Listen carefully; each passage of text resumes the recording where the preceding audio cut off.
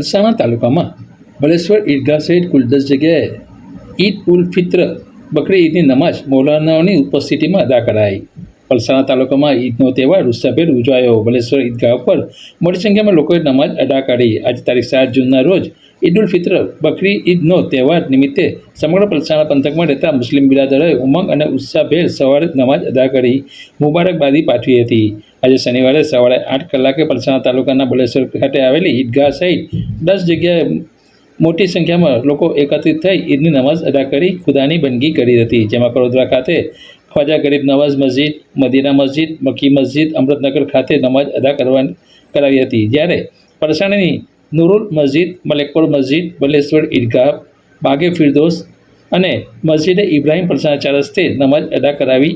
ઈદ ઉલ ફિત્ર ઈદના આ મુબારક તહેવારના સદકામાં અલ્લાહ તાલા સમગ્ર ભારતમાં હિન્દુ મુસ્લિમ ભાઈઓ વચ્ચે ભાઈચારો, અમન, સુખ શાંતિ અને જાહોજલાલી બનાવી રાખે અને તંદુરસ્તી આપે તેવી ઇબાદત કરી હતી. આ તહેવારની શાંતિપૂર્વક ઉજવણી થાય તે માટે કડોદરા અને પલસાણા પોલીસે ચાપતો બંદોબસ્ત રાખ્યો હતો.